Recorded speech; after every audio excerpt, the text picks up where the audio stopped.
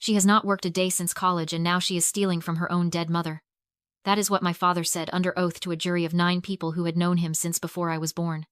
I did not flinch. I did not turn. I took a sip from the plastic cup of water in front of me. Metallic, lukewarm, the kind of water that tastes like the pipes have been rusting since the courthouse was built in 1974. And I set it back down on the wooden rail without a sound. My name is Elena Vance. I am 41 years old. And up until 9 seconds ago, I was sitting in a witness box in Fairfax County Circuit Court, listening to my father describe a woman I barely recognized. Now I am watching him wave a manila folder at the jury like it is a battle flag. His face the color of brick dust, his voice filling every corner of a room that smells like old wood and cheap cologne. He does not know what is inside the sealed envelope sitting in my attorney's briefcase. Not yet. I learned the hard way that in the Vance family, silence was never seen as discipline. It was seen as guilt. Have you ever felt like the invisible one in your own family? Like they were looking right at you but only saw the version of you they invented? Let me know your story down in the comments. I would love to know who is part of our community. I didn't cry. I didn't scream.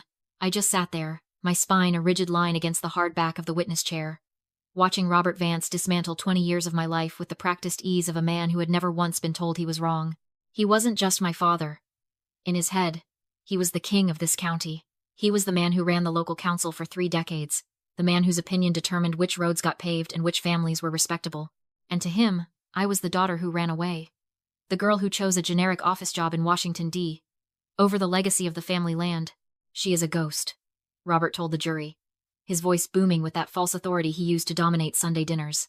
Ask anyone in our town. Ask the neighbors. Elena hasn't been seen in 15 years. She says she works for some logistics group, but there is no office. There is no website.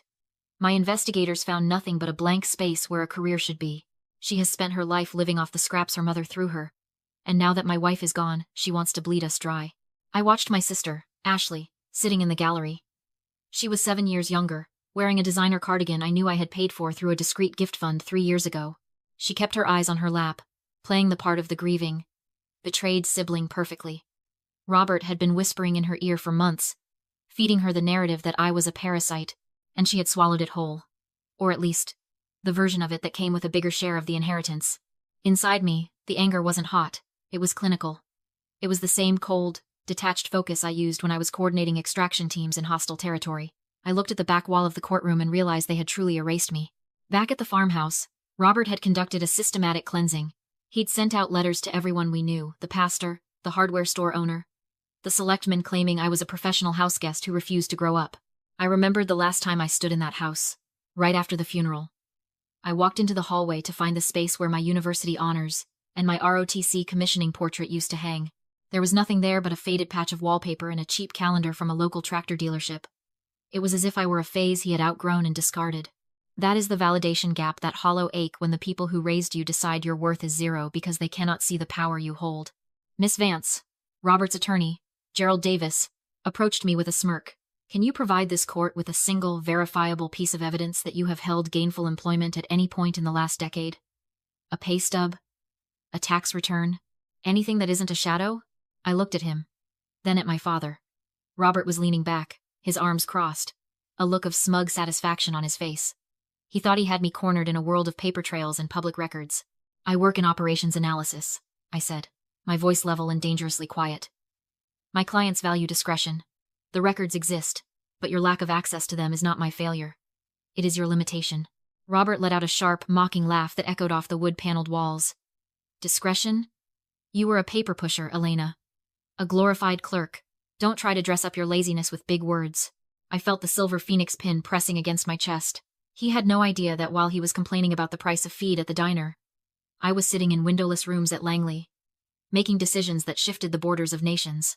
I had spent 15 years in the shadows, accepting their insults and their pity because the alternative was a breach of national security. But today, the silence was about to end. Robert sat there with a smirk that made my skin crawl. To him, my life was a blank balance sheet. To him, the fact that I wasn't visible meant I didn't exist. He truly believed that a woman's success was measured by how well she served a man's legacy or how loud she was at a town hall meeting. The cost of silence, I thought, adjusting my posture in the witness box. That is the phrase we use in the agency. It is the price you pay for being the shield. When you are good at what I do, nobody knows your name. You don't get a parade. You don't get a plaque. You get a gray room and a secure line. And sometimes, you get a family who thinks you are a failure because you cannot show them a shiny trophy. They had no idea that for 15 years, I had been the silent architect of their comfort. When the dairy farm's irrigation system failed in 2018, and Robert was staring at a six-figure loss, he thought he'd caught a lucky break with a private agricultural grant. It wasn't luck. It was $136,000 of my combat pay, funneled through 3 shell companies I'd set up, just so he wouldn't have to feel the shame of taking money from a daughter he'd already written off. I paid for Ashley's master's degree under the guise of an anonymous alumni scholarship. I paid for my mother's experimental treatments when the insurance company folded. I was the ghost in their bank accounts, the invisible hand keeping their world from collapsing. And yet, here they were, using the very secrecy I maintained to protect them as a weapon to destroy me. Tell us, Elena. Gerald Davis leaned in, his breath smelling of stale coffee and unearned confidence. Since you're so successful in this mysterious office, why did your mother feel the need to include an active employment clause in her trust? Was it because she knew her eldest daughter was a drifter? A woman who preferred the shadows of D.C. to the honest work of a farm? I looked at the jury. They were nodding. In a small town, honest work means calloused hands. It doesn't mean sitting in a skiff at Fort Meade analyzing intercept logs. My mother understood the nature of my work better than anyone in this room, I said, my voice cutting through the air like a cold front. She knew that my life required me to be invisible. She built that clause not to punish me, but to protect the trust from people who would try to claim I wasn't contributing to society, just because they couldn't see the results on a local news feed. Robert let out a sharp, barking laugh. Contributing to society? You were a clerk, Elena. You sat at a desk and pushed paper while your sister stayed here and actually cared for this family. You're not a martyr. You're a ghost who's tired of being hungry. I watched him. This was the man who told me when I was 12 that I was a phase, not a future. He believed that because I was a woman, my only path to power was through marriage or a loudmouth. He couldn't conceive of a world where I held more authority than the entire county council combined. This isn't about the money, is it, Robert? I asked, dropping the dad entirely. The room went still. This is about control. You couldn't control where I went. So you've decided to rewrite where I've been. I am showing the world who you really are, he shouted, his face turning that dangerous shade of purple. I leaned forward just a fraction. Careful. When you go looking for the truth in the dark, you might not like what looks back at you. Gerald Davis didn't like my answer.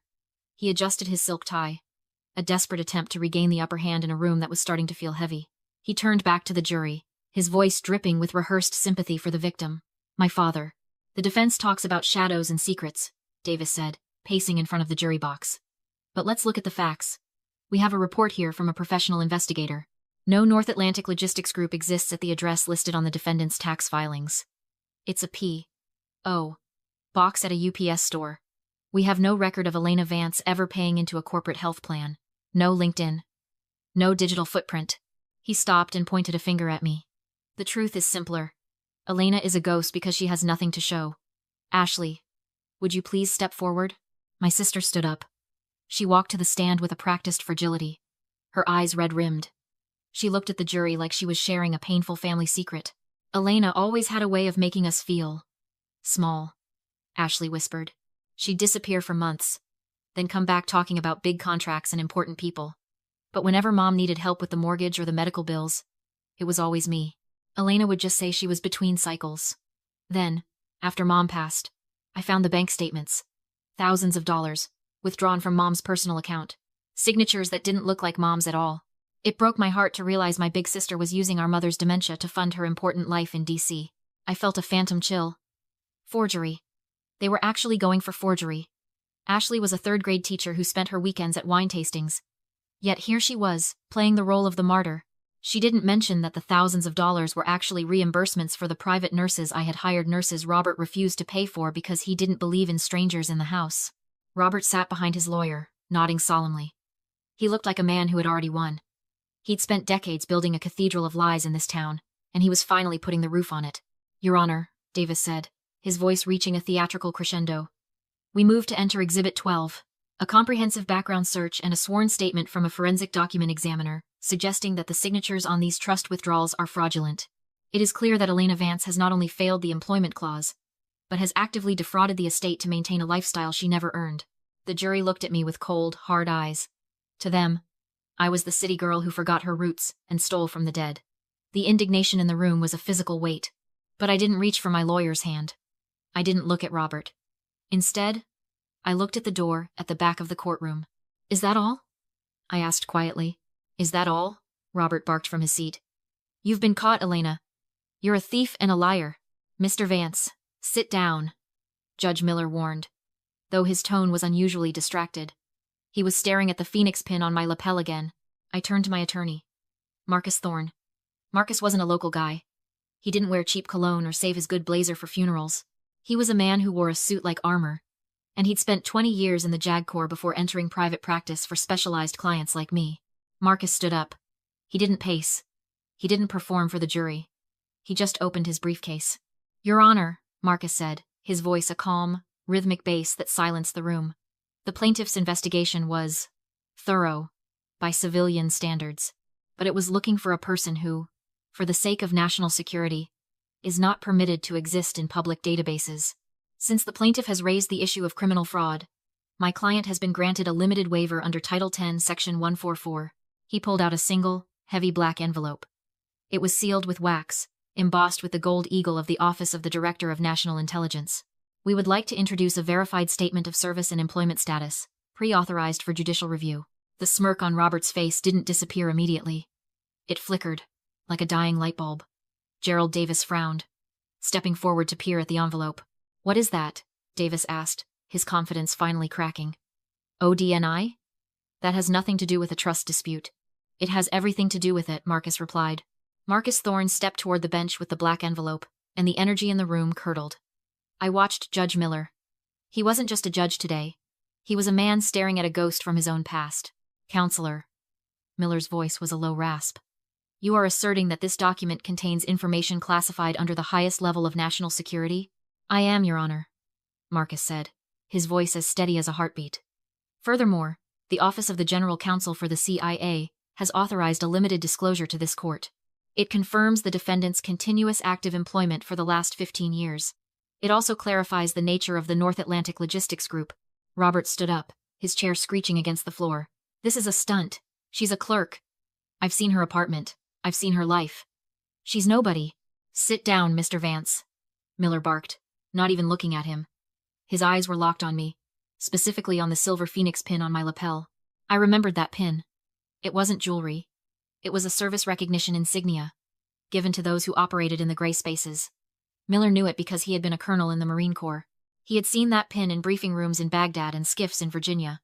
He knew that the woman sitting in the witness box wasn't a drifter. The judge took the envelope. He used a silver letter opener, his movements slow and deliberate. The courtroom was so quiet I could hear the hum of the old fluorescent lights. Robert was breathing heavily, his face a mottled purple. Ashley was chewing her lip, her eyes darting between the judge and me. Miller removed the document. He read it once, then he read it again. I counted the seconds. 1, 2, 3. He took off his glasses and set them on the bench. When he looked up, his face was no longer that of a tired county judge. It was the face of an officer. "Mr. Davis," Miller said, his voice echoing with a new, terrifying weight. "You have built a case on the premise that Elena Vance is a ghost. You have accused her of fraud, of theft, and of laziness." He paused, his gaze shifting to my father. "I have before me a verified statement of service from the Director of National Intelligence. It confirms that Elena Vance holds the rank of Senior Intelligence Service Level 4. For the last decade and a half, she has served as a Director of Operations for the Central Intelligence Agency." The room didn't just go quiet, it went cold. Robert's jaw literally dropped. Ashley let out a small, strangled sound. "The logistics group you mocked?" Miller continued, his eyes flashing with a cold fire. "That is a Tier 1 cover designation established by the Department of Defense. The blank spaces in her records aren't evidence of her failure. They are evidence of her excellence. She wasn't hiding in D.C., Mr. Vance. She was protecting the very world you live in." Miller looked at me, and for the first time in 21 years, I felt seen. Truly seen. "Bailiff," Miller said, "secure the doors. No one leaves this room. We are shifting this to an in-camera proceeding. And Mr. Davis, I suggest you start thinking about a very, very fast withdrawal of this complaint." Robert tried to speak, but his voice cracked. She was just an analyst. She told us she was an analyst." I leaned forward, my voice a whisper that felt like a blade. "I told you what you were cleared to know, Robert. You weren't asking questions because you wanted to know me. You were accepting answers because they fit the story you wanted to tell. The silence in the room was no longer heavy numbing. Rather, Robert Vance looked like a man who had been carved from stone and then left to erode. His hands, those thick, calloused hands that had once pointed at me with such venomous certainty, were now trembling. Gerald Davis didn't even try to object. He was staring at the floor, his professional reputation dissolving into the polished hardwood. He knew that withdrawing the complaint was no longer a choice. It was a mercy he had to beg for. Judge Miller leaned forward, his hands clasped on the bench. "I am dismissing this complaint with prejudice," he stated, each word landing like a gavel strike. "Furthermore, the court is issuing sanctions against the plaintiff in the amount of $45,200 for legal fees and the administrative burden placed upon the Department of Defense. And, Mr. Vance, I am awarding the defendant $50,000 in damages for defamation of character, to be paid immediately from your personal share of the family estate." Robert's mouth moved, but no sound came out. He looked at Ashley. She had turned away from him, her face buried in her hands. The alliance of convenience had shattered the moment the stakes became real. "Elena," Robert finally managed to croak. "We didn't know. How were we supposed to know?" I stood up. I didn't feel the rush of adrenaline I usually felt after a successful operation. I just felt clean.